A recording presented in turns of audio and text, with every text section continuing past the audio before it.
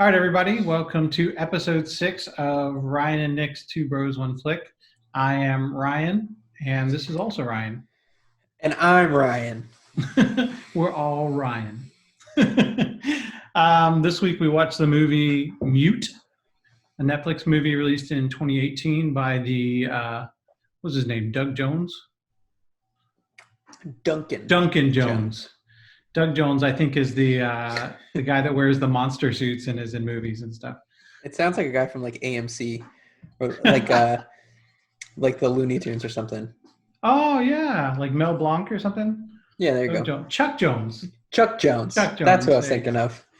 Everything that we've mentioned so far are probably better than the movie that we watched this week. Really go check out Looney Tunes and Chuck Jones and forget about Mute. Just leave it behind. Unless you're an aficionado of Amish, people in films, then maybe Mute is a movie for you. I'm not sure. Such a weird, just like circumstantial part of the movie. Oh, we'll get into it, my friend. I know all about it. There were so many choices that were like.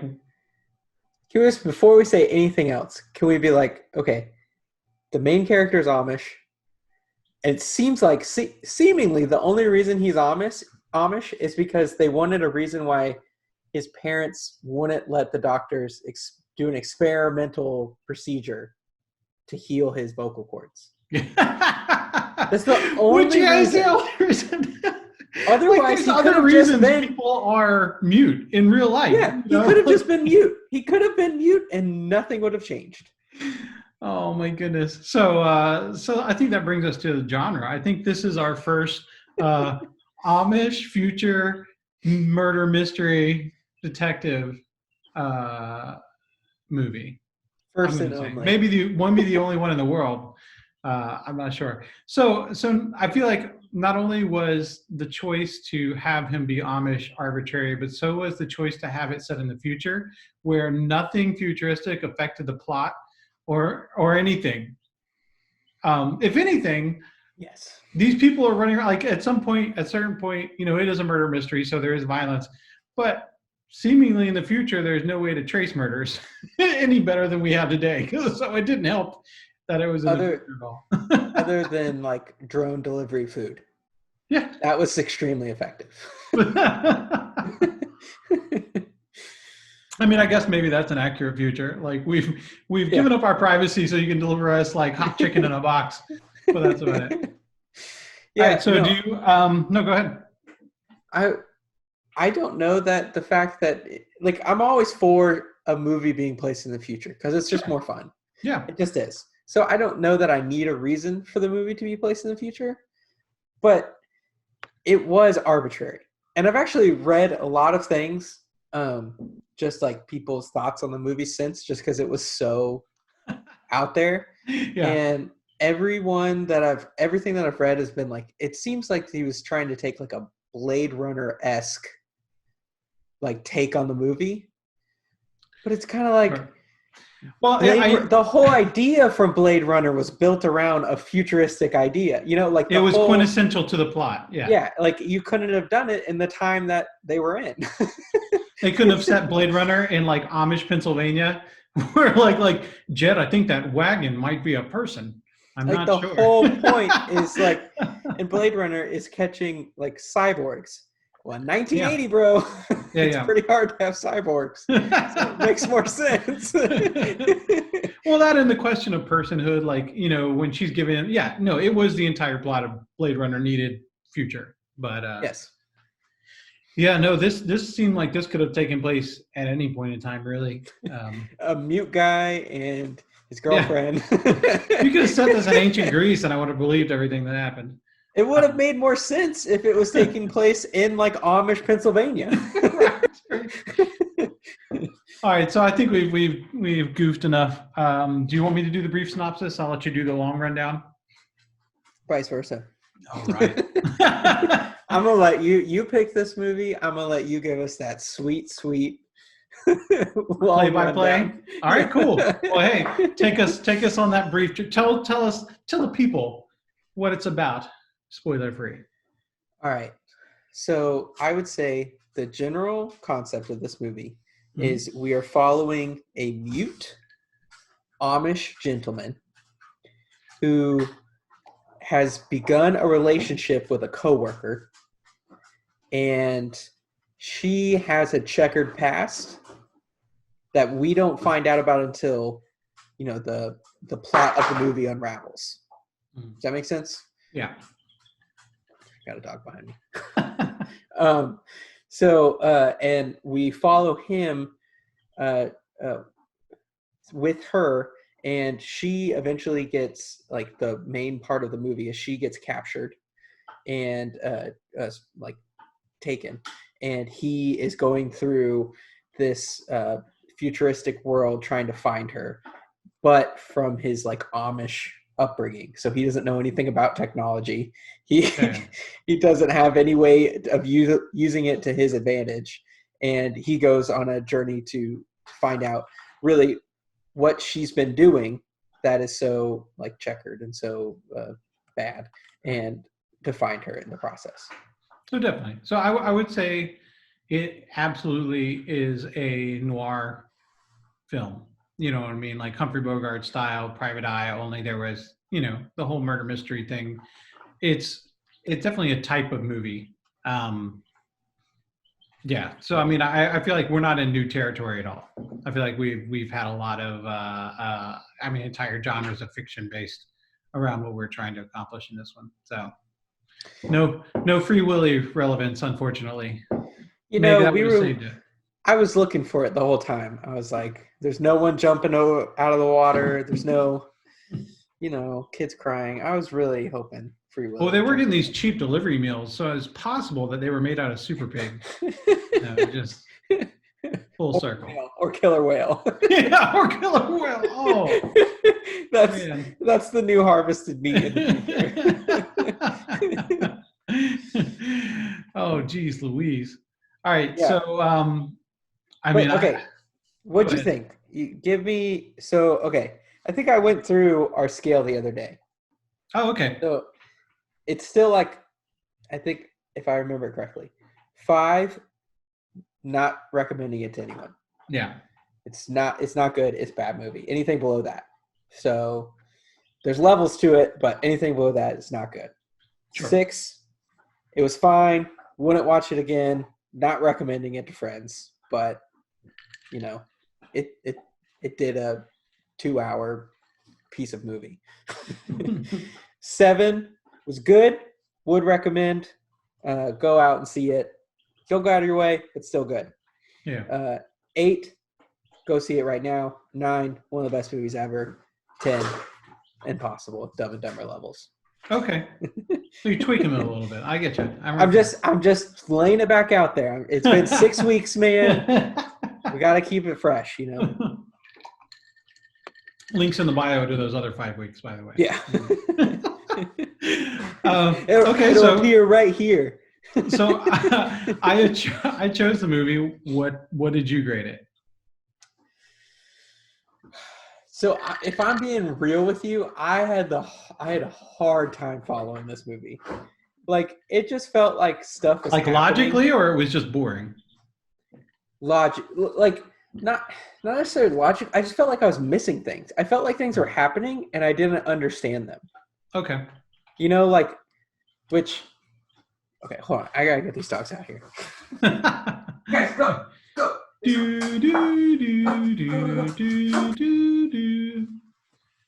Pay no attention to the dogs in the back of the room.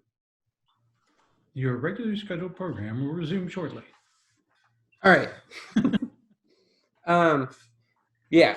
So that was really my biggest problem with it. Is I felt like there were things that I should know what they meant, but I didn't get it. Like, and maybe that was just me not paying good enough attention. I don't know, but I felt like it was hard to understand everything that was going on. I didn't know until one of the simplest things in the movie. The characters have like these necklaces that are basically their phones. But I don't think they did a good job of explaining that. Yeah. for the first maybe hour of the movie. Because there's like a point maybe in the last 45 minutes or 30 minutes where somebody like takes this necklace, unravels it, and it's like a typing pad with like messages. Yeah, yeah. Oh, okay, that's a phone. But like there's a plot point in the beginning of the movie where one of the characters takes like a picture with this little, that little device. Yeah. But I didn't know what he was doing. He just clicked it, and then we were supposed to know what that was. Yeah, yeah. It's like little things like that were getting to me for the whole movie. I'm gonna give it a 5, just a straight 5. Wow. Like I didn't really like it, and I'm really not gonna tell anyone to go watch that movie. But at the end of the day, it was fine. I just, I was not into it. Well, I don't know that I'm going to come in much higher than you. I thought it was like for being a murder mystery, what makes the best murder mysteries are kind of like what makes Sixth Sense good. Like there are enough clues there that you should know. Kind of like in Shimmer Lake when you and Taylor, or you picked up basically what was happening in the movie and you were able to put the pieces together. Even though you felt a little disappointed, you still solved the puzzle. There was no real puzzle to solve because they didn't give it to you. It wasn't really presented that way. So in other words, you're just writing it. And for the ride, it was a very boring ride, specifically for being set in a future, which was a direct choice. And like you said, when I surfed the web, just looking for images to make to our title card, everything was like, oh, Blade Runner, Blade Runner, Blade Runner. And I'm like, this movie doesn't have any real big ideas like Blade Runner had, Pretty much it was a straight up, could have been set in any time period murder mystery. Now, having said that, I'm not going to justify it. I gave it a 5.5. Boom! I was going to try to find some ridiculous factors, but it's like, it was unsurprising. The resolution was less interesting than the journey you went on, and the journey was like, it was kind of standard, really. Yeah. Right. Yeah. Like the overall concept wasn't interesting. It's really just a story about a guy trying to find his girlfriend. Yeah. Hey. So it's like, it's not like that's anything you've seen before. The twist wasn't that mind boggling. No.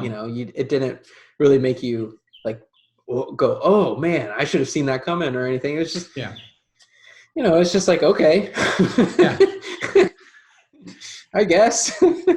And I feel like that's kind of, maybe describe the whole movie. That should be the tagline of the movie. Okay, I guess. Yeah. Now, on the technical side, I will say that like as far as like how it was shot, I think it was shot fine. It wasn't striking images, and it kind of was like a tired version of the future. Like I think Blade Runner was maybe the best comparison in that way because Blade Runner was 1986 or something. Yeah. And this is 2018, and they haven't updated their future anyway. You know what I mean? Like so it was just tired tropes. So. Well, I thought the world they created was cool. Like it was interesting. Like all the different like vehicles and stuff that they had going on, and all the different things they added in, like the food delivery thing, which is like those are cool, but they didn't really use them to their advantage in the movie much. No. Like there were a couple points where you're like, oh, that's an interesting way to figure this out, but it was also kind of just a cop out in some ways. Yeah, it absolutely was. So yeah, it left a lot to be desired. Now I will say that I was surprised how much screen time that Paul Rudd got, because I really thought it was going to be one of those movies where they're like, oh, we paid one guy, $30,000 to show up for 3 days, and we filmed his scenes and then sent him home. Like I was surprised he got to be, have so much screen time in the movie. But I did feel like he outshined everyone that was in any of the scenes with him. Yes, his His old character, Cactus Bill. his I'm growing character a Cactus was Bill fun. mustache, man. I'm gonna take I out know, the middle man. there. Be happy. All of us quarantiners are. You know what I mean? Oh, Yeah, I definitely think his character was the most interesting, the most fun to watch. yeah, But how else could it be? Your main character can't speak. yeah. Like the guy, like it's just such a dumb idea. It's so dumb. Like it really is. Like I get that is kind of the struggle for the character. Like that's really his setback for the whole movie. That's the only thing that's prohibiting him from really like doing anything substantial. Sure. But that's a dumb setback. In my opinion, having like I would say aside from her being captured, that's the only other plot point in the movie that uh makes him have difficulties throughout the whole rest of the movie. Yeah. And It's there were like separate things like, yeah, oh, I need to access this via voice automation. I mean, he still yeah. lived in this world. You It's know like what I mean? Like, it's not like he got dropped there. He came from the Amish countryside. He lived in an apartment in the city. He's had to and have encountered these things before. he's like has to go to like the library or something, and the only way to find the thing he needs is to use his voice. It's like, are you serious? We're in Yeah, like the 100 library. years in the future, and all they can do is voice activation. Why is everything voice activation in this world? Yeah. I don't. Yeah, I just thought it was dumb. I mean, I feel like his being mute and the choice to be in the future, like those were as arbitrary as those little struggles. Like I feel like those were the small arguments made for like why it needed to be X, and it was like I feel like it probably blew the budget of the movie up to develop all of these futuristic things for no real reason. Do you So think? Do you think they like blew all of their budget on the scenery and Paul Rudd, and so but they found a way to cut back the budget, and it was to drop all of Alexander Skarsgård's lines. Just like we pay him by the line, and if we cut out all of his lines, we can make this movie. that's awesome. All right, all right. How do we explain he can't talk? He's Amish. Yeah, yeah. No, those Amish people people can still can't talk. speak. What if he gets run over by a boat? Yeah. Why would Yeah, why Amish would people have a motorboat? Don't worry, it makes sense. Yeah. No, I feel like yeah. All right, man. I feel like we're getting bogged down in this thing. Let's get past the spoiler wall because All we right. need to talk specifics. We already said it reminded us of tired noir tropes. I want to ask you one thing though before we go. Sure. Did you? I honestly thought one of the only reason why this movie wasn't worse was because of the like quirky humor that they did with like Paul Rudd's character. Yes. Like there were moments in the movie where they had lines that had me like really hard laughing. Like, like Well, I those really seem loved some of it. like maybe the tiredness of us experiencing this movie related to the tiredness of him being stuck in this system where he just wanted to get the hell out of Germany. Like, Yeah. yeah, I know. I agree. I almost that almost played into why I didn't like it. The thing. All right, spoiler wall. We're going through the Okay. spoiler wall. We're just busting Go. through. So, so yeah, no, I didn't like the dark turn that he took because he was Yeah. the only likable, enjoyable thing to watch happen on screen. And you kind of see him struggling to like take care of his daughter, and especially when he starts pushing against his partner, who's a disgusting pedophile. Like, just Which also is irrelevant. completely irrelevant. It I adds thought it was going to be nothing to the movie. I thought it was going to be irrelevant when he lets Paul Rudd die, and then he goes upstairs, and I thought Skarsgård was going to come in and just murder him, but that's not how it played out. And it was like we're just going to let him like that. yeah, it was not. I was not cool. All Yeah. right, let's start walking through this thing, man. All right. So as the movie opens up, you see the main Amish character floating in the water. He's a little kid. You see a cloud of blood coming out, and he's got cut marks across his chest and like 3 of them across his neck.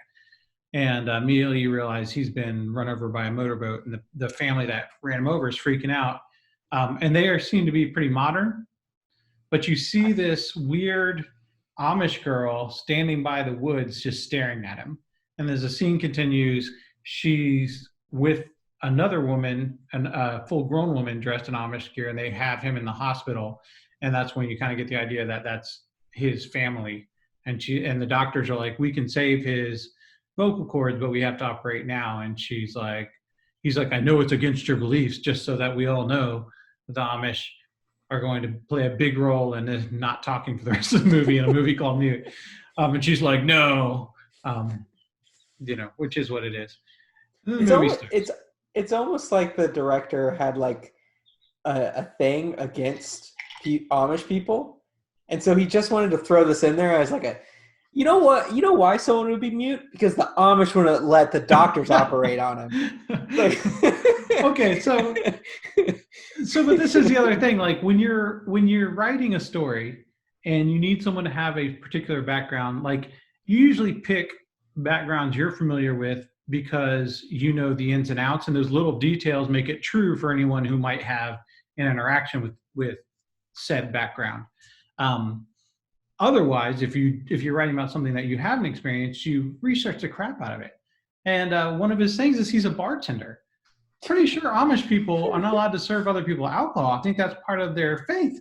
And it's like, I don't even know that much about Amish people, and I was still like, I don't think he can work in a bar. Like the half of the movie, he's using a cell phone. Sure, yeah. Well, he's sleeping with this girl. Like it was like how, but at the same time, he was still this devout Amish guy. It's like, what do you know about Amish people? Maybe he was just like a really developed, 16-year-old and on his Yom Kippur or whatever. Like he was experiencing the world for the first time. Oh man, rough. So anyway, and I'm probably gonna, like I said, a lot of this movie blends together for me. Yeah. So I'm gonna walk you through this detailed walkthrough. So anyway. So it goes to the future, and you see that he's swimming. You see that he has scars. You notice that he doesn't speak. He's got this weird reoccurring thing throughout the movie where he drinks water without breathing. I guess that was supposed to be a really Amish came into superpower play at some point. Yeah, it was, but I mean, they did it over and over and over. So anyway, so he goes to a bar and he's working at the bar as a bartender, which is kind of weird. He's like, yeah, it's an Amish guy, serving bar stuff. And he has like an interaction with one of the waitresses where he slip her a bead or something that he's carved. And she's like, oh, da, da, da, da, it'd be more impressive if you made a seahorse or something. And we know that they're dating at this point, because the scene before them in the club together was them, like him going to pick her up, yes. and then kissing at the restaurant or whatever. That's true. I did miss that because it was so freaking memorable. So we go with him to work, and these guys are just being real handsy because she's a waitress wearing like nothing in this club that has like robots dancing. Like there's ladies dancing, but there's also robots with giant metal boobs dancing, like shaking. I was like, I don't understand what we're trying to accomplish here. I was waiting for them to poop, and I was like, Ryan, you did it! The hat trick. Next time. So anyway, they start accosting her, and of course, he goes ballistic. Grabs one of the guys by the collars, rams him through the club into the bathroom, and starts getting in his face. They separate him, kick the guys out. He gets called into the boss's office, and the boss makes a threat on him, which sounds like a threat on his life. that never comes back to mean anything at all. You know what I mean? Yeah. Like, I mean, I guess I was supposed to establish that his boss was a bad dude. Um, but while But this is going on, she goes out for a smoke break, right? With a guy that you find out is her roommate and friend, and he can't understand what she sees in this mute Amish fella. He's useless. I was like, okay, yeah, here we are. you can't even talk. Yeah, It's yeah, we get that, dude. So regardless, they need back up to walk out, and she gets a frantic phone call, and he hands her this notebook that he's been drawing in and stuff like that, and she scribbles down a message and tears the page out and says thank you. Um, so at this point is when this is when they go home for the night, right? Yeah. And they have he shows her that on his modest salary, he's been drawing a bed for them. And then he takes her to a garage he's rented where he's got all these woodworking tools to say, I'm Amish. It might be the future, but I still use these 4,000-year-old hammers and stuff, So and I'm carving you a bed. I'm carving you a bed to screw you on.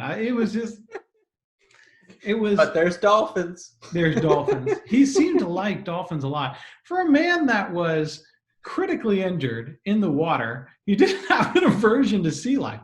He carved starfish, seahorse, and dolphins in this movie. Maybe that's what the whole scenes of him drinking water was. It's like aversion therapy. Mm. Like he's like, okay, all right, here we go. He's pumping himself up. Drinks a giant jug of water. Yeah, it was something. So anyway, he wakes up the next day and she's gone. Right. So he can't really find her. Before he goes to work, does he track down her roommate? I don't think so. Okay. So yeah, he goes to work and some people ask him and he's like, because there's most of the expression of movie. Yeah. He's a lot of this. Like, can't talk. No. Also, can I just say, for a dude that can't speak, I think in one place he used sign language. Nowhere else did he ever even attempt it. Not even in one place, which I thought was kind of humorous. So anyway, he doesn't want to assume. He doesn't want to assume anyone else would know. So he goes to work. Feels like he woke up. It seemed like he was hungover. Like he was out of it. She's gone. He hasn't been able to find her. He called her phone, or he attempts to look at the phone that she gave him in the beginning of the movie, which is against his principles, which she let us know when she gave it to him. And he looks at it and he's like, and throws it back in the box. Wasn't what she said I know you're not supposed to use these, so I found the oldest one I could find, or something like that. Like I know you're not supposed to use technology at all, but I found a really old piece of technology.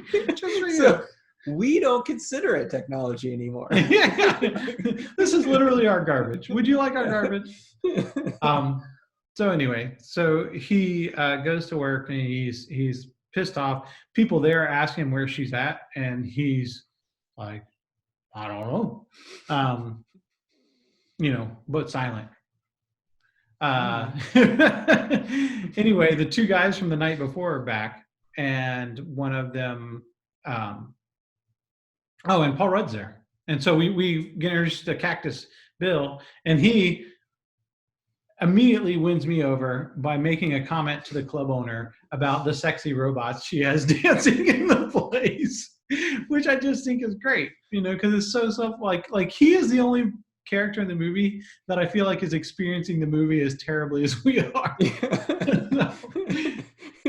So she goes upstairs. She tells the mute guy to make her and her guest, who she introduces by name, a drink, and they go up to the office. So he starts making a drink, and the guys from the night before start yelling at him, hey, and he calls him over and tells him no hard feelings. Where's that waitress from last night? I want to give her a big apology. And at this Which, point, to be honest, is not a very crude thing to say. Like, no, you're right. Like, I understand the innuendo, but like they could have said things that I feel like would have set you off way more. Yeah. It's just like, I would like to give her a big apology. Yeah. It was, okay.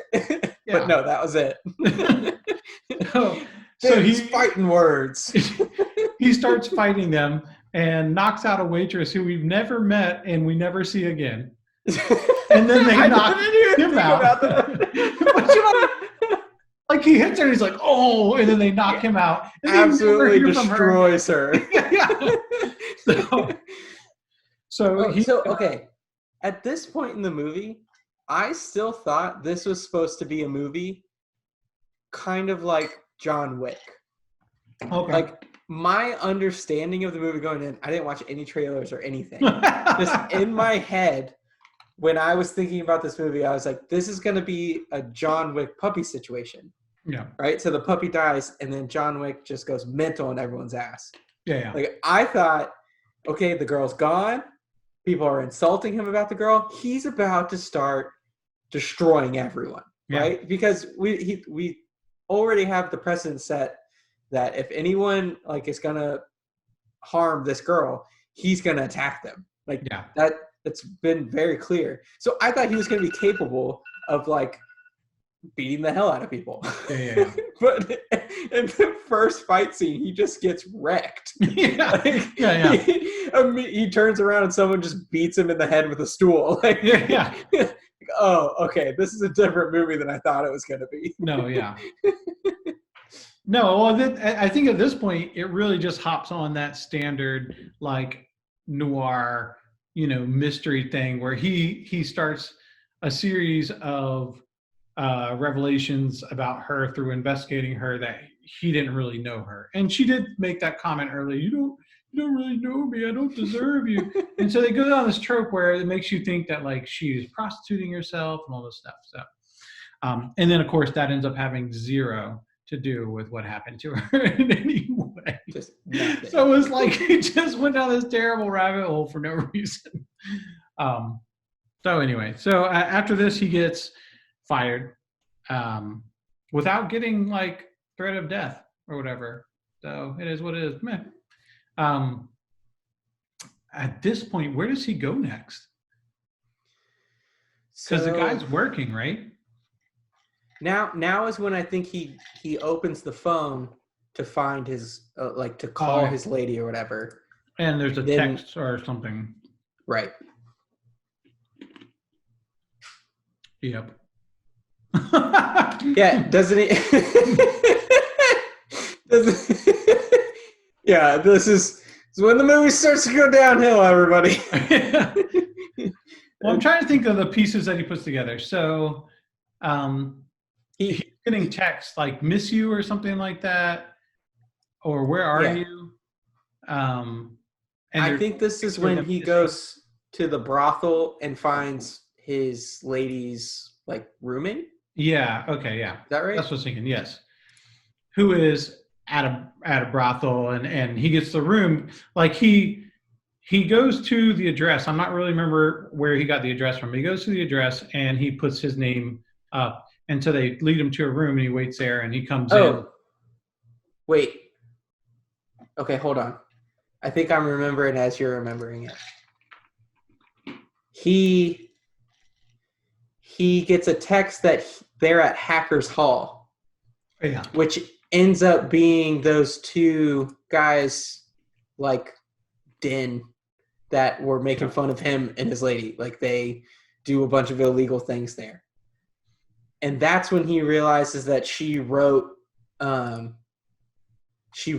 down on his pad.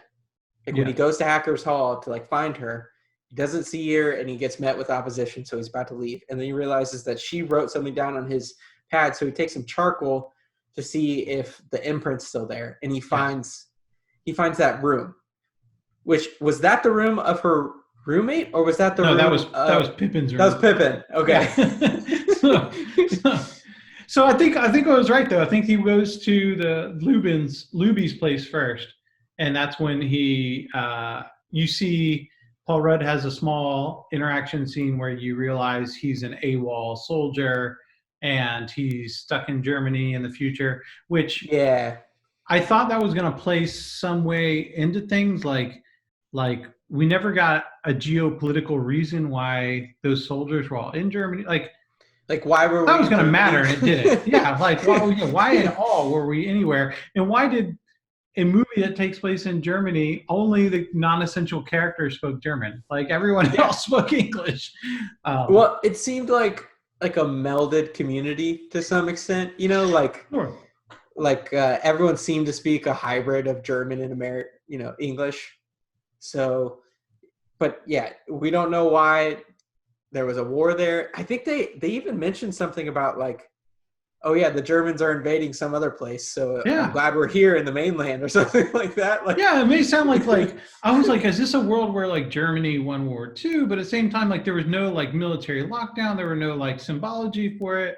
Um, Paul Rudd's character, who's supposed like they established that they're looking for Americans that went AWOL, and you could get some sort of reward from whatever for turning them in. And he drives around in a Jeep that has an American flag on it. Like it's painted like an American flag. Like how? Like no one said anything. No one's gone. Maybe you should follow that truck that looks like the American flag. It just seemed like weird and arbitrary. So anyway, no, they needed so that. so he gets this thing. I think he said Oswald's place or something, and he goes up to a hotel room based on the charcoal drawing. Um, and it's at this point when he goes to Hackers Hall is when you realize that Paul Rudd has a daughter and he's trying to get them papers to get out of Germany. So Paul Rudd at this point has said the funniest things, and now he's being a little sympathetic. You know what I mean? Like oh, he's trying to do Yeah. everything. He doesn't seem to like want to do any of this bad stuff. He just needs it to get out, is what it seems like. Did So we at this point they've interacted, right? Cactus Bill and no, our mute guy, because didn't they have that I moment at the didn't have the coffee shop? cafe. Yeah, but was that maybe that was already happening? Yeah, because that was after he was fired. That was probably the funniest moment in the movie to me. When Cactus Bill walks in, he sits down on a table, and he's looking at the guy who I guess owns the place, and he's like, "What do I have to do to get some service around here?" And the guy's like, "No table service." Yeah. Then they like accentuate the distance between the table and where the guy's standing. He's like, it's like 3 feet. Like, like, I don't know what to tell you, man. No table service. Then he walks over to him, all like out of breath, like, oh wait, okay. Let me hold on. Oh, can I get a cappuccino? Yeah, he was pretty amazing. that was like, if that part of the movie wasn't in it, it's getting a 4.9 from me. Like, And see everything else that kind of erased that from me. So yeah, no, that was a gem. So regardless, so we're back. He goes to this hotel room where you get the impression like this guy has hired a prostitute or something. Like answers the door. It's a man dressed in like I guess you would call it kabuki makeup. Like he's got the ceremonial Japanese wig on and the face paint and like a kimono. And he's got two robots in a sex position, but they're not touching and they're on a bed. And like the Amish dude just busts in there and starts tearing the place up, just looking for the girl, right? And meanwhile, Pippin, dressed in this stuff, is like just throwing dialogue at you. So you're getting like familiar names, standard sort of things that he's going to chase down, leads he's going to chase down. And he finds a picture in this room where he has all these pictures of people that have been by.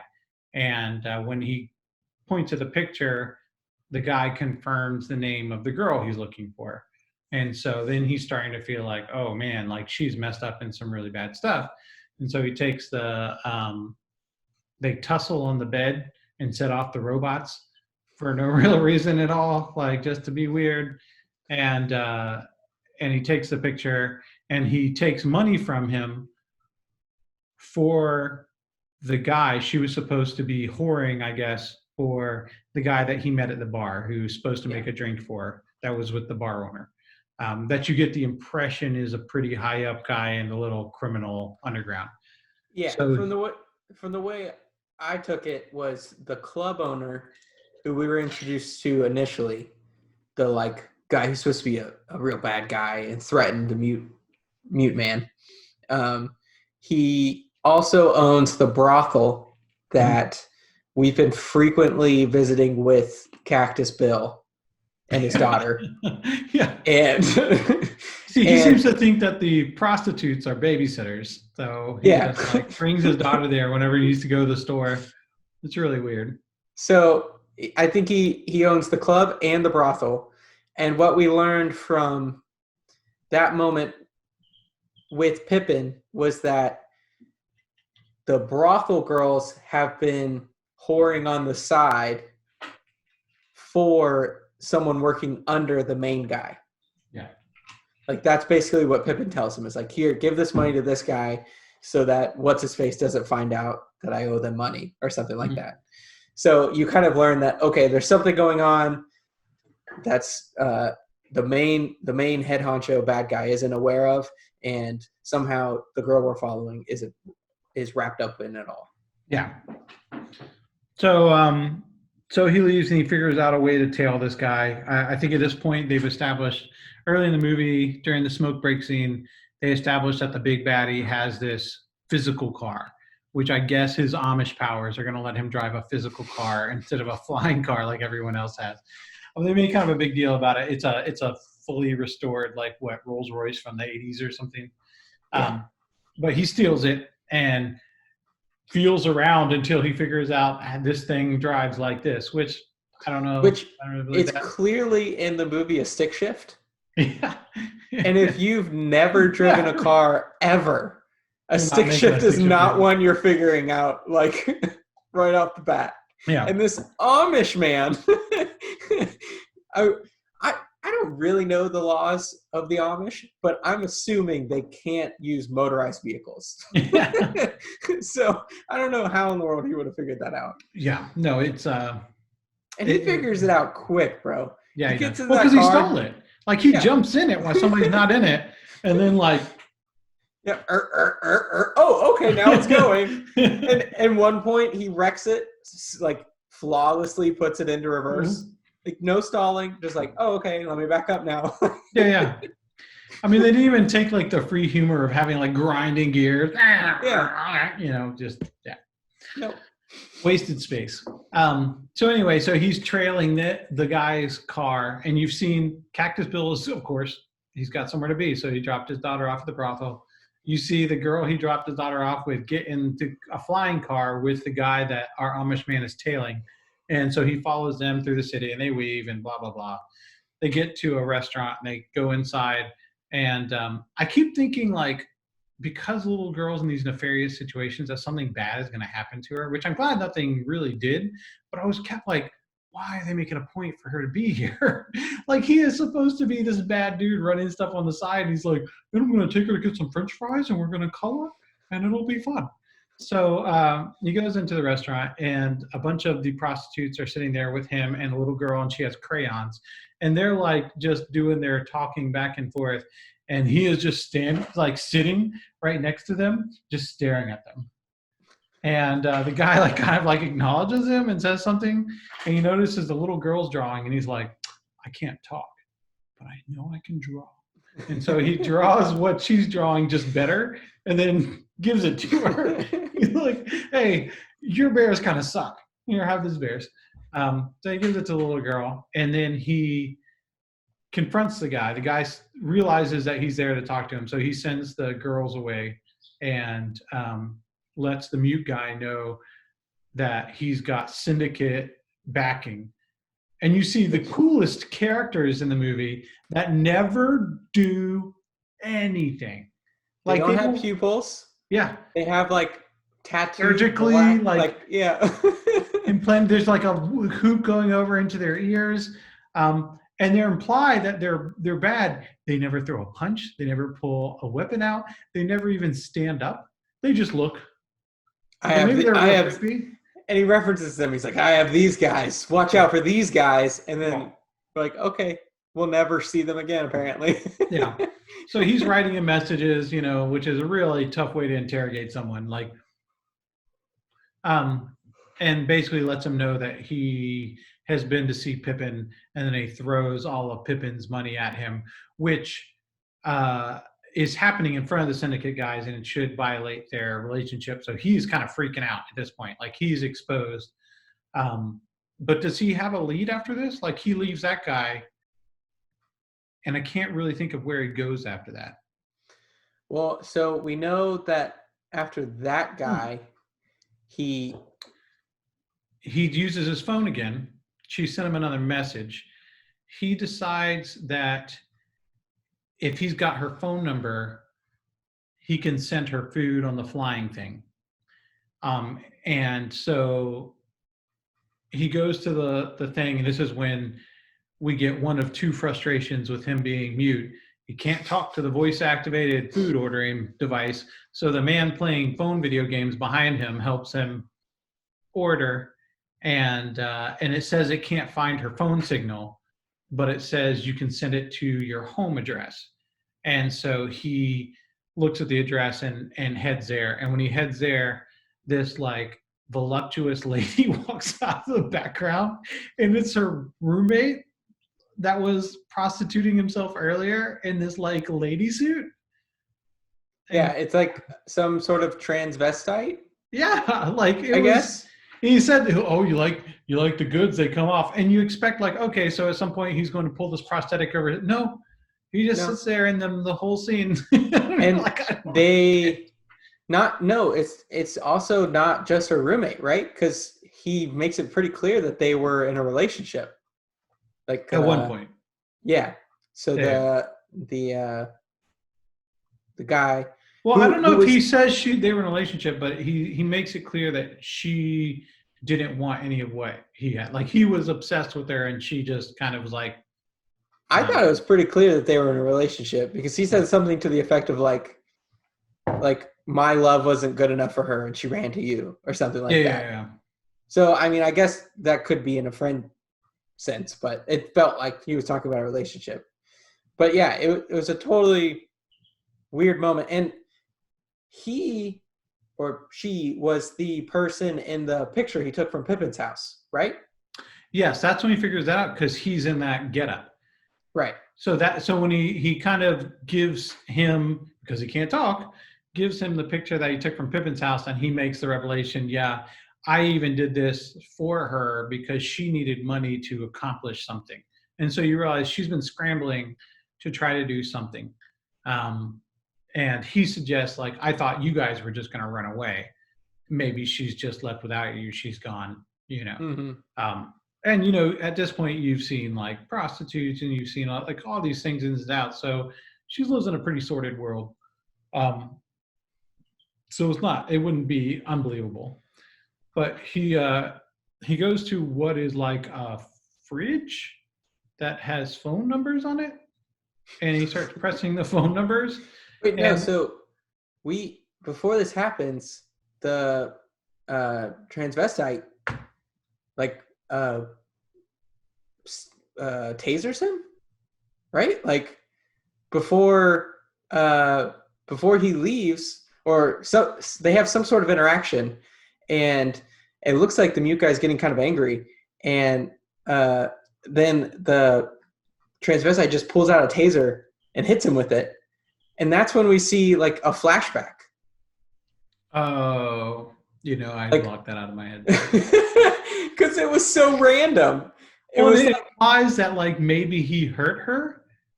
Yeah, like it makes no sense, and it does not have any other relevance in the movie. So like he's seeing all the scenes that he spent with her before that you experienced, but Nadira, Nadira, the girl we've been trying to find this whole time. Yeah, and so it's the Amish man and Nadira together, and all the romantic scenes we saw them before, but they're alternate. Like Yeah. instead of her saying the nice thing, she's maybe even sometimes saying the same words, but with completely different expression. And like he sees the girl that he knocked out, but when he knocks her out, she becomes Nadira. And then you see that Nadira dead, like next to his bed, and like all of these things. So then you're starting to wonder, like, is he crazy? Like, did he do Yeah. this? But Which instead, honestly, way better plot line. right, right. Instead, it has no relevance and is never addressed again. So Yeah. you're welcome. It's like it's like they threw that in there just to throw you off the scent of something they haven't put you on the scent of at Yeah. all to Yeah, this not point. even in the least. Yeah. It's like the director was just like, we've shown them too much. And Yeah. he didn't realize that they had cut out all the things that have shown us too much. So Now, I we will just say get that this weird moment. I'm not sure where these things fit in, but you have been experiencing Cactus Bill and his partner throughout this whole thing too. Yeah. And is his partner's name Leon? No, Leon is the mute guy. There we go. Leo, yeah. Okay, And Leo. his partner's Duck. Duck, yeah, Doctor Yeah. Duck. And you're starting to get like these weird vibes from Duck. You realize that like uh, Cactus Bill. Maybe it's actually this scene because they drag the guy that he threw money at, that Leo, the Amish man, threw the money to, that's been running whores on the side. He gets dragged into this basement workshop where we saw Cactus Bill, Paul Rudd, operate on a mobster that got shot. Well, they bring this guy down to torture and to get the information and the extent to which he's been stealing money and has an operation underneath the head guy's nose. Right. Which is a total like heel turn for Paul Rudd. Sure. Like yeah. you kind of just feel like the whole time he's kind of this guy who's maybe doing some shady stuff, but we don't know that he's doing anything really like abhorrent. Yeah. You know, like he's just kind of making money where he can. He's a doctor, so you know he's helping these bad guys with gunshot wounds or whatever. And now you kind of realize he's really in on it. Like he's really involved pretty deeply. So well, and I think this is a scene where he addresses like how long he's been waiting, and he's really mouthy to the mob boss in general. And the mob boss very quietly lets him know his place. You know, like gets in his face and is like, you know, I've made your life good. This all these like typical mob boss things. But this is also when you get introduced the idea that Paul Rudd's character runs around with this military issue knife that is at his spine. And his hand goes to the thing. And like from this point on in the movie, like you see it a lot. And a couple of times you see it come out. And you're like, you're right. He really does start to shift from a dude that, you know, is just frustrated to a dude that is morally questionable. I think even in this point, Duck, who becomes gross, but Duck at this point is like, hey, this guy doesn't know anything. If you don't think this guy knows anything, why are we doing this? And he's like, guy pays me to make it look real. And so he's like, we're just gonna make this as painful as possible for that guy watching, and just goes at him. But regardless, so the Leo, our Amish gentleman, wakes up in the apartment still, which I guess he was just tased because he was being annoying and not tied up, not like given over to anyone's custody. You know, like he's not. Meanwhile, this kind of semi-interesting character who we were just introduced to, who just tased him, is just gone. Yeah, it's just gone. I don't even think we see him again, do we? No. Maybe in the background? Yeah. Never again. So he goes to a fridge, I guess. It's like a glass wall with products behind it, but it's got a digital display and it's got these big names. And there was something that she called him. And so he presses that and it calls the phone she gave him. And then there's a number, like there's a couple unknown numbers, and then there's a number under it that says mama. And so he presses the button and you hear this lady's voice come on and she goes, Nadira, Nadira, Nadira, Nadira, Nadira, Nadira, and then she hangs up. And he calls it back again and it doesn't answer, right? And so we get his next frustrated mute moment. He takes the number down and he goes to the library to get phone books. Yeah. Okay. Taylor made a great point. at this part of the movie. We have just used a food delivery service to find her house. Yeah. Why does he have to trick? look? Why does he have to look through 10,000 phone books for that number to find the address instead of just going to get food delivery? Yeah. Like I don't understand. Yeah. It's like you've already had this tool in your toolbox. Like, was he just out of dollars? Like, I don't have $10 for a chicken, so I'm not going to send her anything. Well, like even I think the reason it worked with her is because they couldn't find her phone, so they offered up the address.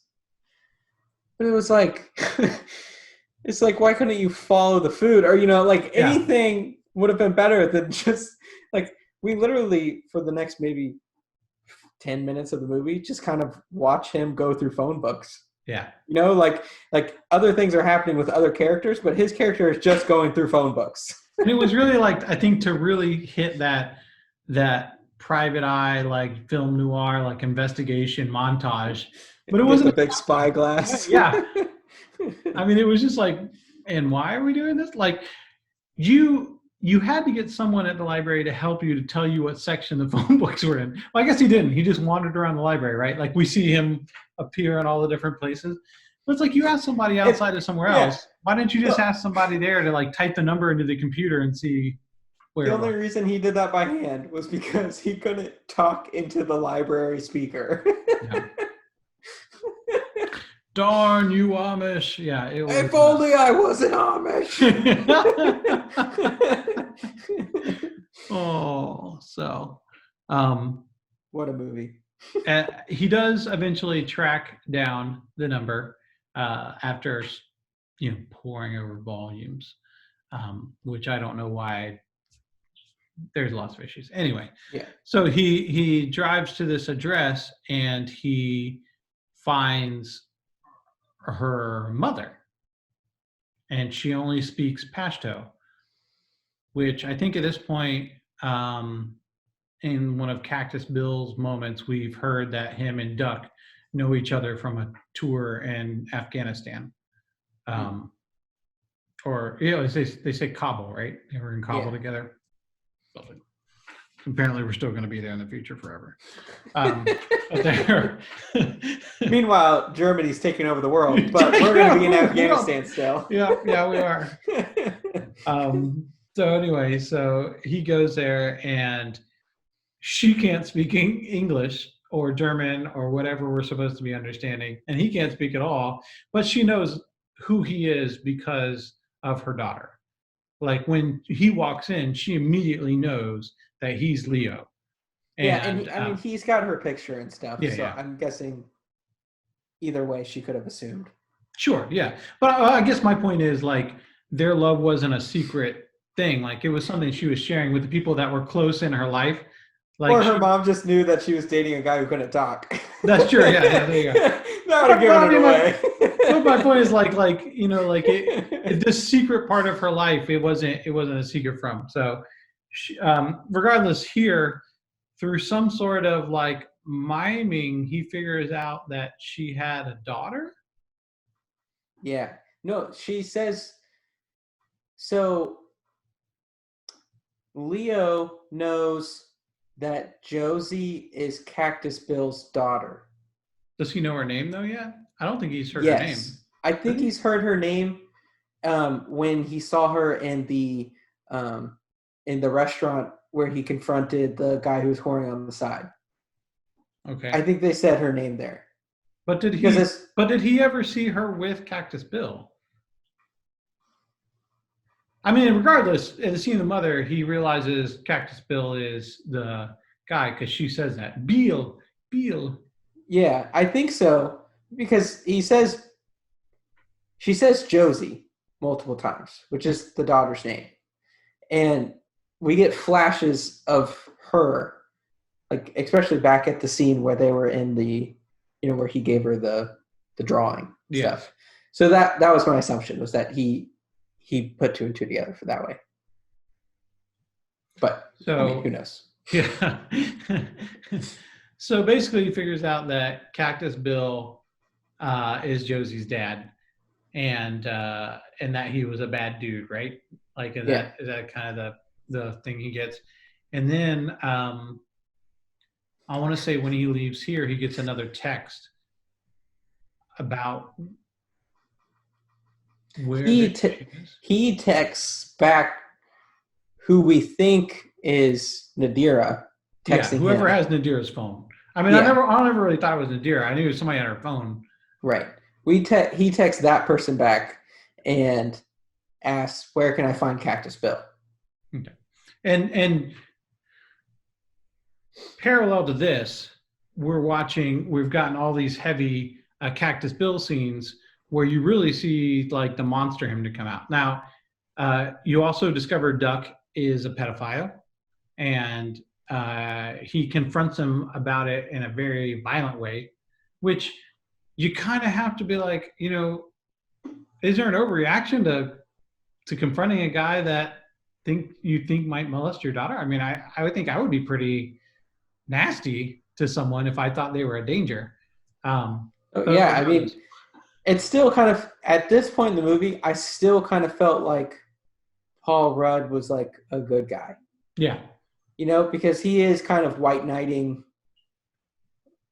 against Duck, who he very clearly understands is a pedophile at this point. yes. In So fact, he's decided at this point.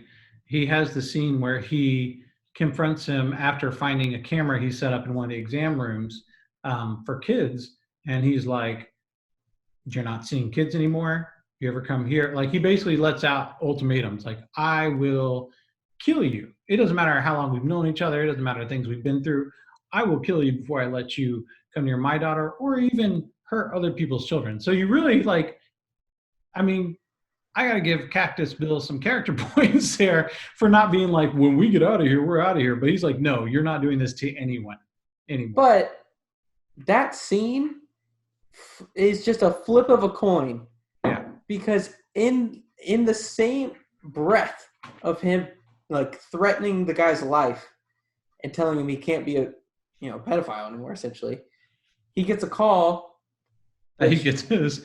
by the way, the calls are the most random things in the world, because they don't like put a phone to their head. They just go, "Oh, hey," Yeah. like, and he gets a call that his IDs are ready so he can leave. And he's just like, "All right, let's go celebrate." Yeah. Which I kind of like thought to me, like in Duck's head, Duck's like, oh, sweet, I have an out. He's going to leave and then I can do whatever the hell I want, Yeah.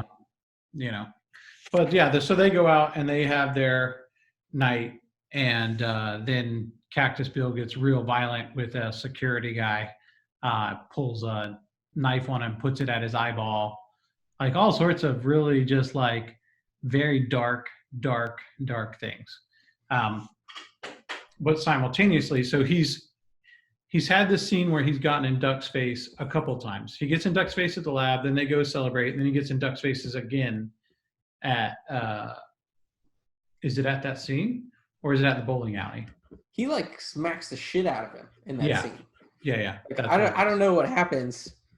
I don't really remember how they got into a tussle, but like I think Duck was trying to get him off of someone, and Paul Rudd's drunk at this point. Like Cactus Bill's drunk, and he just turns around and like cranks Duck, just like busts his lip open, whatever.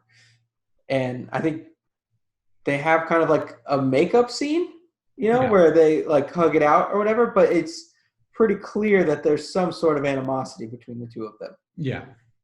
And you've seen like I think when they were bowling, he revealed to Cactus Bill that he had been texting the guy Leo from Nadira's phone.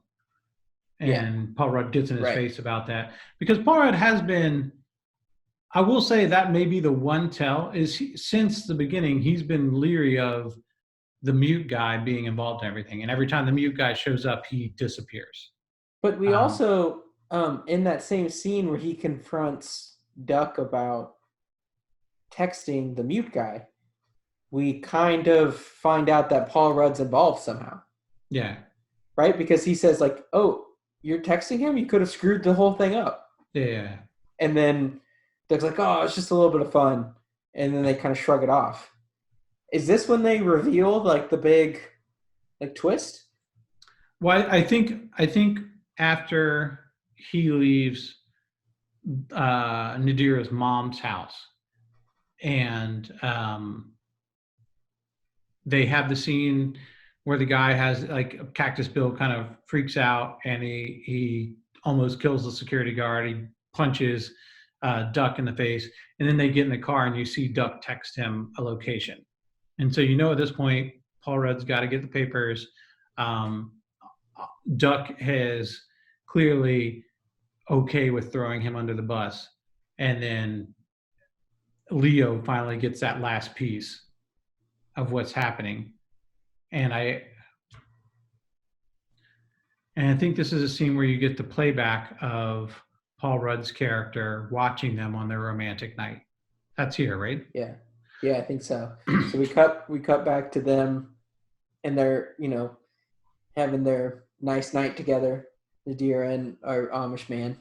Yeah. And the night where at the beginning where he shows her the table leg that he's made. He's like, I drew this table or a bed for you, but I've made one post. So it'll be like 4 or 5 years before we get this thing going. Paul Rudd like drugs their teas or whatever and waits outside his room until they fall asleep. And once they do, they're drugged. They're out of it. They can't. It looks like all their motor functions are gone. They can see and they're kind of conscious of what's happening, but they can't move. So he takes Nadira, throws her in the back of his car, and then they show us that she's in a plastic bag, essentially. Mm-hmm. And he's just like, you shouldn't have tried to take my daughter away from me. Yeah. Which is that time. Yeah, it takes that character down a real dark route. Yeah. But I mean, with the slow reveal of him and the buildup of that night, like he does seem sort of psychotic at that point. Like you're like, okay, he's not likable at all. He's nuts. But regardless, so Duck texts, "I'm at Club Dream" from Nadira's phone. Yeah. And so, I mean, I think that Leo at this point knows it's a trap. So he goes back and gets his dolphin bedpost, the classic Amish weapon from all the fighting games that feature Amish guys. Dolphin cars, like Mortal Kombat Pennsylvania. Yeah. And he goes to the club and just proceeds to beat the shit out of everyone with with this post from a bed that has dolphins on it, including a German bouncer that we've established was strong earlier that threw him out of the club earlier. And this bouncer, they make eye contact, and the bouncer walks over and pulls one of the robot strippers' legs off, and so they both got like post things. Like, I don't know why. That would have been the best scene of the whole movie, watching them fight, and they didn't even show it. And they didn't show it. They just teased us. I wanted to watch those two guys. You see the main boss guy's got these like Beats by Dre noise canceling headphones on, and you're watching the security footage of all the mayhem happen. And I mean, not even like interesting mayhem, just like bodies every now and then. Whoa, whoa. Yeah. And then he comes up there and hits that guy with the bedpost. He takes Paul Rudd's fake papers and his address and decides he's going to the house to confront him. And so Paul Rudd and Duck have made their way to the brothel at this point, and he gets a call that the papers are ready, so he decides to go over there, and he almost leaves his daughter there at the brothel with Duck, but he just doesn't trust Duck at this point. So he takes his daughter with him. He goes to the club. When he gets to the club, of course, he sees the wreckage that Leo has made through the whole thing, and he's like, oh crap, this guy's got my stuff. Oh, it's on. And so you're simultaneously following like Leo as he's exploring Paul Rudd's house, and Paul Rudd trying to freak out and figure out how to get back over there. So he takes his daughter up into this safe room that she's made for her that locks. Paul Rudd does when he gets to the house. Leo at this point has already made it downstairs, and he's uncovered the guy from earlier that was running the prostitutes under the big guy's nose that Paul Rudd, we established, had down there in that lab and has tortured. and so he cuts him free. And I guess really the only point of him being there is to walk up the stairs and get stabbed by Paul Rudd, for Paul Rudd to come in and be like, "Yeah, I stabbed a guy." So basically, Paul Rudd's facing off with him.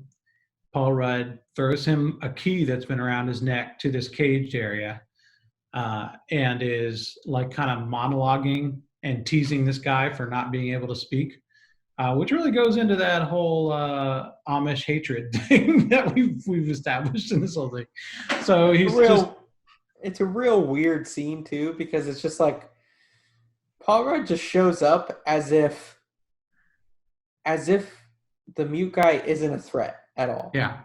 Like we've established that the mute guy just took out every single henchman that the main boss had. Yes. And Paul Rudd's just kind of toying with him. He's like allowing him to walk about. He's not using his giant knife or anything. Yeah. He's just kind of like throwing him keys, like, oh yeah, look around, like do whatever. Yeah, I mean, like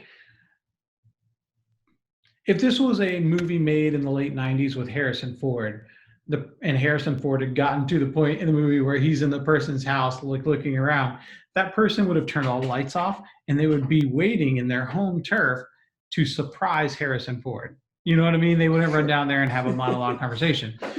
So it was clearly unnecessary. And I mean, I get that Cactus Bill is psychotic, but Cactus Bill also has seemed to like be no stranger to immediate violence. Like he doesn't fear that at all. So I don't understand what satisfaction he gets out of this. And then you have a very odd choice to me. You have in this movie full of MacGuffins, you have Leo open this thing, and her body's back there eventually. Like, her body's back there. And he walks up to this big white freezer and he dramatically throws her open. Yeah. And there's no body there. Yeah. It's like, oh, one more mystery. No, she's 2 feet to the side on the floor. Yeah, no, it's like he's walking up to a freezer and you're like, oh, her body's in the freezer. But the whole time we've seen the scene where we know that Paul Rudd put her in this plastic bag. Yeah. And like immediately to the right of the freezer is just a plastic bag. Plastic bag. You're like, she's right there. Like we as the audience are like, boom. Yeah. I found her. And he's like, nope, not in the freezer. Yeah. Like, it was very silly. It was a silly like idea choice, but that once again represents all the random silly idea choices they went after. So also, Paul Rudd's had his daughter with him this whole time. He took her upstairs and locked her in her bedroom. Yeah, in the safe room, yeah. He's like toying with this dude while his daughter's in the house. Yeah. Which is just and like this is literally the only obstacle for him getting out. Like, I mean, he does need the papers from him, but I would think that you could search a dead body for papers much easier than you could convince somebody to give it to you. And like you said, he doesn't immediately like establish the upper hand. It's not like he sneaks into the basement and clocks him on the back of the head and straps him to that chair and then starts monologuing, when he wakes up and it's like, hey, I'm going to cut your, toes off, something like he literally just for no reason goes down there. Is like, now I got to fight this big guy that's angry. Let's show him where the dead body is. Like, I'm 5'7". You're Alexander Gustafsson or whatever the name is. And he's like 6'7", giant Norseman. Like, don't worry, I got this. So not only does he let him open the thing and find the body, but then he allows him to like have this whole mourning thing where he like opens it up and like we're really just like giving the guy all of the power that he needs to come after you. So he teases him once again about being Amish, and Skarsgård just stands there. Leo just stands there with his arms spread out, like, hit me, like I'm not going to defend myself. And I want to say he takes that big table leg that he had earlier, that Leo had brought with him, the dolphin leg, the bedpost, I guess, and he As we will swings it. now refer to it. Yeah, he swings it into him, and he wraps his, Leo wraps his arm around it to hold it, and you see that famous Cactus Bill knife come out, and Skarsgård, who, like you said, has a good 4 inches on the dude, just grabs Paul Rudd's hand and powers it down slowly through his neck, and just leaves him on the floor with this humongous Bowie knife sticking, end to end out of Paul Rudd. And then you've got to imagine, like, Leo knows that he has a daughter. And granted, I get he's mourning and everything, but he knows there's a daughter involved, and he knows that it's Nadira's daughter, and he knows Nadira is dead. But regardless, he carries Nadira's body out of the house and sits under a tree and cries. Yeah. Why is he just outside? I don't know. Like, I understand, like I thought there was going to be like an emotional like burial scene or something, Yeah. Like, no, he has a dead body, and he carries this dead body to a tree and sits there with it. Yeah. And just like gives up living. Like, he doesn't like move. And so then you see Duck come in, and at this point we've definitely had their whole confrontation about pedophilia and touching Paul Rudd's daughter. And he stands over him and is kind of like, oh man, I wish there was something I could do for you, but I really can't. Should have been nicer to me. And immediately like turns the camera around of the little monitor that Paul Rudd has set up watching his daughter's room, and immediately goes upstairs to his daughter. And I was like, was this is where this movie's decided to go? Like, that was the darkest part of the movie, right? I was like, how is she going to be the one that pays for all of this? Like, that doesn't make sense. Because there's this scene when I realized what was happening was Skarsgård, Leo had just stabbed him and left the house.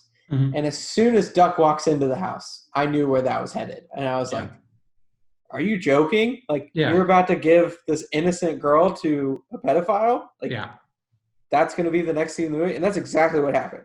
Yeah. Like, he basically taunts Paul Rudd while he's dying on the floor, goes and takes his daughter. Yep. But lucky for all of us, I guess, he takes the daughter outside and confronts the big man who's just overpowered Cactus Bill and killed him. Cactus Bill, a man who has beaten Duck repeatedly. And Skarsgård, like, seeing him and everything, doesn't like jump up and attack this guy. Like, he's still like, he's like lost his will to function. And so he stabs him with a syringe, right? Puts him out. No, kicks him in the face. Oh, you're right. He kicks him. Same difference. Yeah.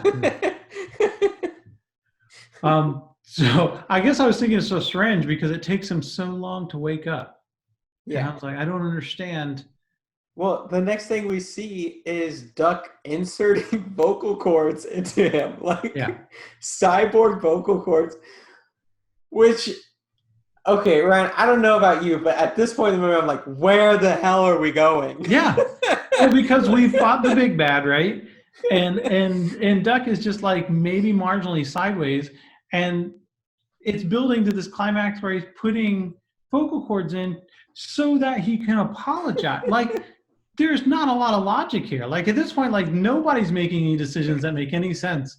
As a viewer, I don't know why we're watching it anymore. Yeah. Like, okay, Paul Rudd's dead. He was the main bad guy. We found out what happened to Nadira. Yeah. Now we're just with these side characters, basically. We're with Leo and we're with Duck, but we don't know why. Like, we don't care about anyone else anymore. Yeah. We've resolved the issues. I mean, I don't want the little girl to be with Duck, but at the same time, that's not really the focus of what the movie's ever been about. So yeah, the girl's been such a side note the whole movie. So regardless, he puts vocal cords in him and can't yell at him enough to make him say, I'm sorry for killing Cactus Bill, who was a monster, even to Duck, who is a monster himself. And so he takes him on a road trip. He throws him in the car with the little girl, which is, it's menacing. They're riding around in a menacing way. They stop at a gas station, and I think that's when you realize that Skarsgård is more awake than he's pretending to be. Maybe not fully mobile yet, but he's still a little conscious, and the girl has a moment with him and so I guess that's where Skarsgård's supposed to start caring about her. You know what I mean? Like, oh, this is Nadira's kid. That's right. Um, but regardless, uh, you start to see Duck gets back in the car. He next time he wakes up, they're on a bridge, and it's the bridge from the photo that he's been carrying around of Nadira, showing everyone on his mystery. And you realize that every time Duck looks away, Skarsgård is very alert. But then when Duck looks back, so he pretends to be out of it. So Duck drags him out of the car and is monologuing about you tearing, and then you realize like they were all friends together because everybody knows Nadira and loves Nadira back when she was beautiful before a baby ruined her. Like all this like weird like I think we've lost the punches you can give us with Nadira's life. Like we've already seen more awful things than this, than you being friends with her. But he's taunting him and he gets him to the edge and is like, you know, you're gonna say I'm sorry, you did all this, this is all your fault, blah blah blah blah blah blah. And of course Skarsgård, who once again is like a good 5 or 6 inches taller than this guy, is just slumped and letting this guy hold him.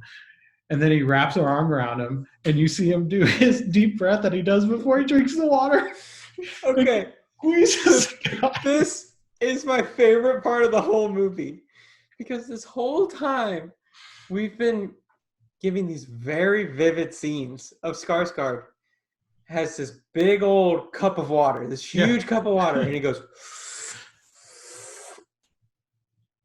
and then he drinks the whole glass of water, like this giant glass of water. And there's no point to it. There's no reason that exists in the movie. We have no reason to know this about the guy. And also, let's be real.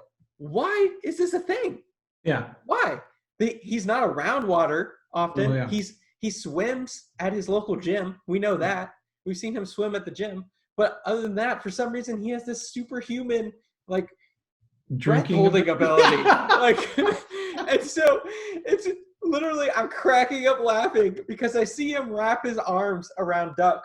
You know, as Duck opens up the gate into the over the bridge, where all the water's flowing, as if Duck's going to throw Skarsgård off the bridge. Yeah. And so Skarsgård is holding him tight, and he goes, and I look at Taylor, I'm like, he's been training his whole life for this one moment. He knew he was going to have to drown someone by holding both of them underwater together. Yeah. And of course, that's what he does. So he jumps off the bridge and drowns Duck. And then you see him pop up, and the little girl is peeking over the edge. Josie's like, Leo! Leo! I'm like, okay. And he's like trying to figure out how to tell her to get away from the edge. And of course, robot vocal cords. Robot vocal cords. And so he tells her to get back, and then he comes back on the bridge. Can we talk? Why would she just jump? Yeah. You know, like, like I know she's like looking over the edge, like, hey, Leo. Yeah. But like, why would she fall? I don't like. Yeah. There's no like. She's a functional human. The danger was not, I mean, like if it was Mars, Mars is 2, but this is a kid that's like at least 6. Like they're functional. Yeah, it didn't make a whole lot of sense, but he has this. I guess we're supposed to feel emotional about the fact that he uses his voice for the first time. Then he goes up on the thing, and they have this sassy back and forth where she tells him that his voice sounds funny. He tells her, "Your voice sounds funny," and it's like, "Oh, buddy cop movie time." And then we get a closing scene of them together. It looks like Skarsgård's had a surgery to remove it. Oh, I don't know. I only say that because to get her attention, he taps the table and slides her a thing. Oh. Yeah. But he's not in his traditional Amish clothes anymore. He's in a blue zip-up hoodie. Like I thought that scene was them just leaving the bridge. Just leaving the bridge. So he had to find new clothes because he was in wet clothes. Yeah. And then I'm just guessing he still doesn't really know how to talk. Because I was talking to Taylor and I was like, just because your vocal cords work now doesn't mean you know how to talk. Like he hasn't spoken for 30 years, Yeah. like. Well, but he has the back and forth with the kid. Like it just the whole thing seemed kind of pointless. And I mean, I'm glad, I'm glad that the little girl didn't end up with a pedophile. High fives for that. Woo! But the movie in general, like, you introduced all these interesting ideas of this dark circle she could have been down. They had nothing to do with where she was. It was literally just her jealous ex-husband. Um, I mean, it just, Well, and you took us on this whole journey of like figuring out what Nadira's past was, and none of it had anything to do with why she where was she was. captured. Yeah. Like she was just captured by her husband, who didn't really have anything to do with the fact that she was a prostitute, No, and yeah. like that was just, I don't know, it was pointless. It was a dead end. Yeah. You know? Well, even her mother, finding her mother that spoke Pashto, and like that didn't open up any doors. Like, it literally, like, this has nothing to do with anything. But I think that's why I felt like the whole time I was missing something. Yeah. Because it was like I was introduced to all these characters, and I kind of felt like there's something to them, but there really wasn't. Like Well, like the general that keeps having scenes with Cactus Bill, and that goes nowhere, and you're like, Yeah. like, it was just strange. Like, why Like, are we having this back and forth? for some reason he has this. Well, and doesn't the general say something like, I'll be back, or they're pushing more, or something like that. the general says something like, there's someone out there who really wants me to arrest you. Like one of the only interactions we have with the general and Paul Rudd. Well, he's not really a general, right? He's like a police chief or something. And he says to Paul Is Rudd, it like, because he's got military stuff on, and Paul Rudd is AWOL? That was the only thing and he calls him general, doesn't he? He doesn't call him chief. Oh, maybe. Well, anyways, he has this interaction with this guy who's, some higher up in some government building. And he says something like, there's someone out there who wants me to arrest you, or like to capture you. And he insinuates it's his wife. I mean, I guess kind of. He says something like, it's like your wife, like once you gone, or something like that. But it's like, why? At that point, she's already dead too, because we know she dies at the first scene of the movie. Yeah, and why would your wife have any sway? Why would this prostitute cocktail waitress in Germany have any sway with some American general? Yeah. Like, it was just super weird. It was just, yeah. I mean, the movie was. I felt like the movie was kind of a waste of time. All right, Ryan, we're going back to our newest segment, Big Brain Takes. Okay. Now, I want to know if you could come up with a way to change this movie. How would you do it to make it not feel so dumb? Because I don't think there was any point in this movie where I was like, oh, this is what I thought should happen. Yeah. I mean, I felt like the turns were very standard, and when they reach choice points, they've just picked the most boring point, which maybe that was to subvert expectations, but it's kind of like, I don't know if you ever saw M. Night Shyamalan's The Village. So just super brief. The Village is a bunch of people that look like they could be living in 1800s, but they live in a small community, and at night they are not allowed to go out because there's these monsters, right? But the truth is, there's not monsters. They really live in modern times in the middle of a big preserve this guy bought, but they do this ceremony to scare the kids so that they stay away from the violence of the outside world, which is pretty boring when you promised us monsters. So, like, the tease can't be more interesting than the payoff. The payoff has to be more interesting, and that's it for me. I also would say, spend some time thinking about why. Like, why does it need to be in this future? Was it only in this future so that you could tie in your old other movie? Was that payoff of the courtroom scene in the background the only thing that made this need to be in the future? So my big brain take, how I would have taken the movie, is I think it would have been more interesting if Duck had killed Nadira. Yeah. No, Because we you're have this whole storyline between Duck and Cactus built that is meaningless. mhm. It really has nothing to do with the main plot of the movie. It's just it's just side noise.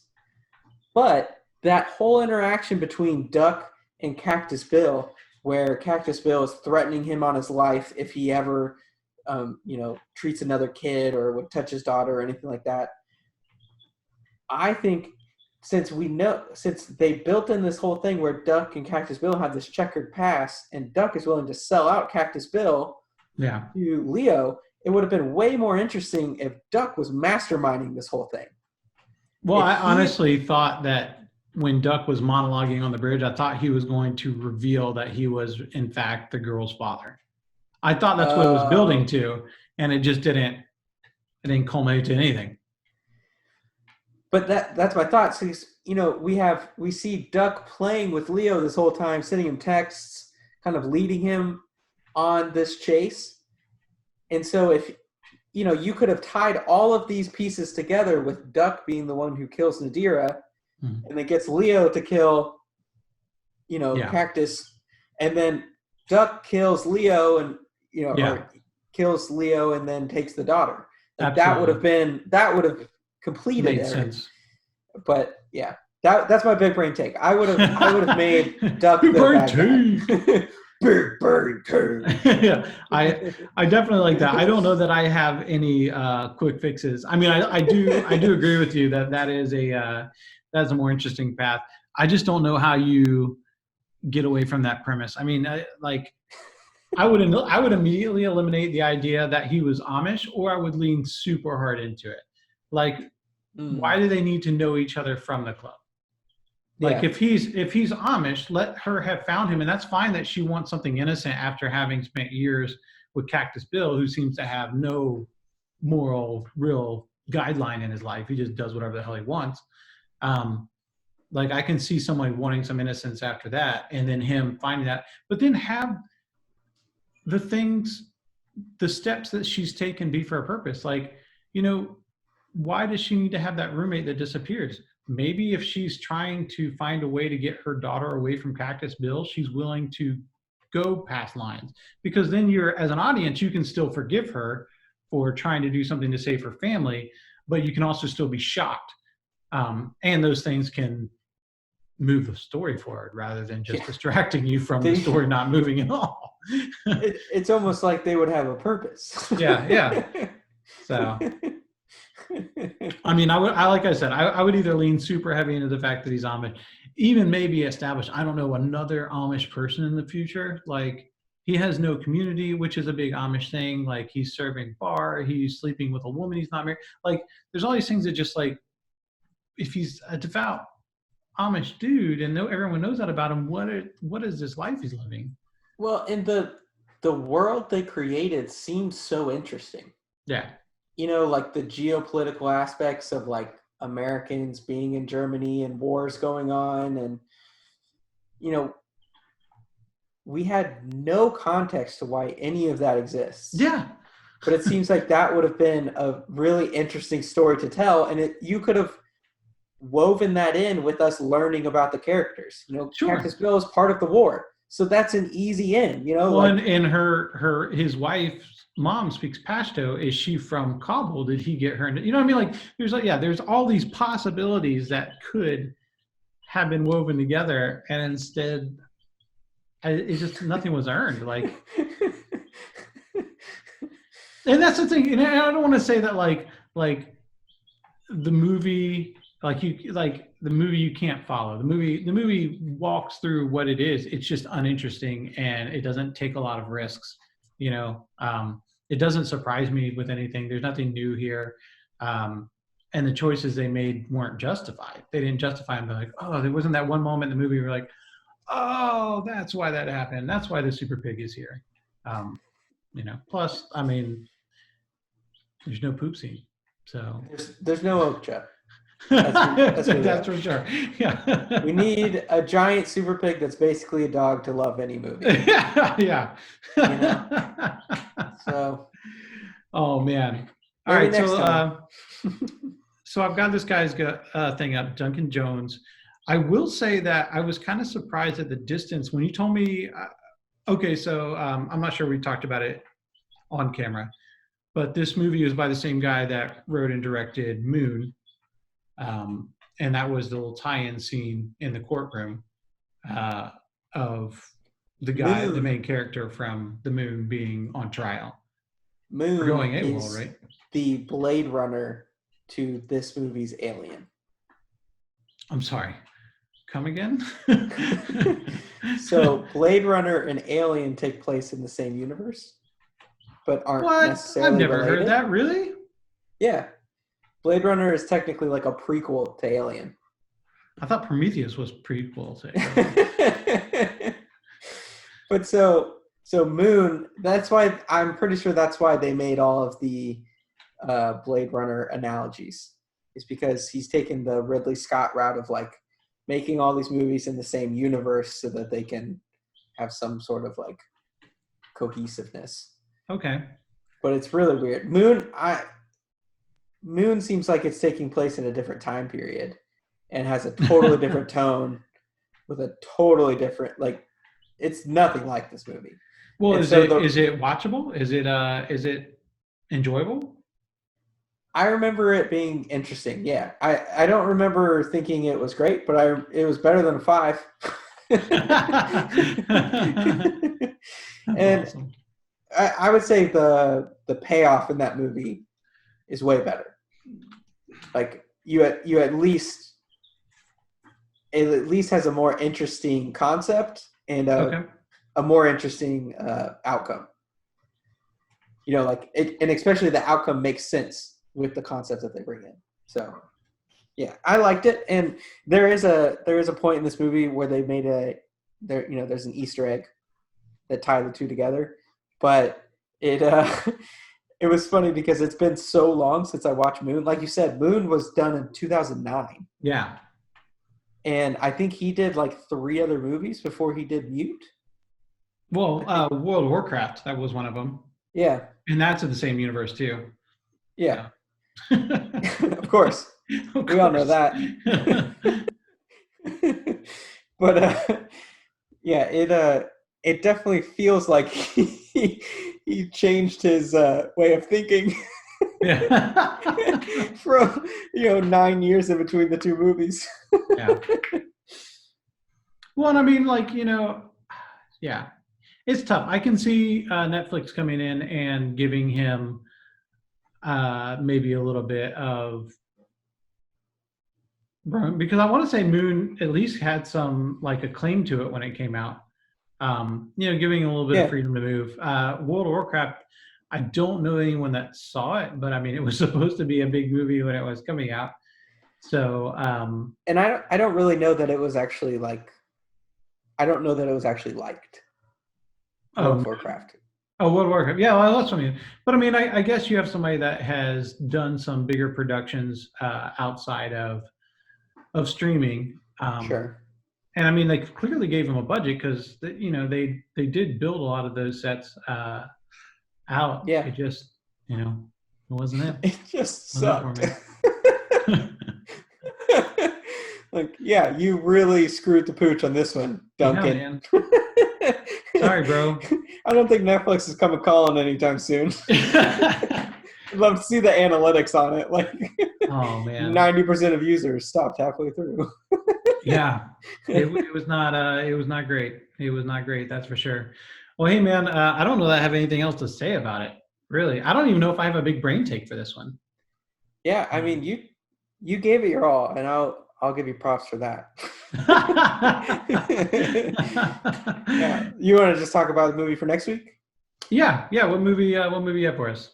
I want to watch the new one that just came out with Chris Hemsworth or Liam Hemsworth. One of the Hemsworth brothers, the Extraction movie. Okay. Right on. Yeah. It looks like an awesome action movie. Okay. Which I'm totally down for at any point in time. We need some sort of palate cleanser. So it's Yeah, either, I just want to watch someone get killed. yeah. I want explosions. I want guys to walk away from those explosions. I want I want the characters minimal to be able to dialogue. talk. Yeah. Hey, I That's- just gave you a movie where a guy had super minimal dialogue. yeah, I wanna know the outcome before the end of the movie. Yeah, that's awesome. I'm super excited. Well, cool, awesome. So extraction for next week.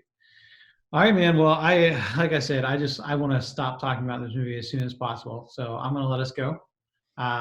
This has been Ryan and Nick's Two Bros One Flick. I'm Ryan, and I'm Nick, guys. I'm Nick. I wasn't actually Ryan. That was just a joke in the beginning. Oh man, it was almost like it had nothing to do with the rest of the podcast, So I just wanted to throw you guys off. You were like, "Whoa, they're both actually Ryan." No. All right, guys. We'll talk to you next week.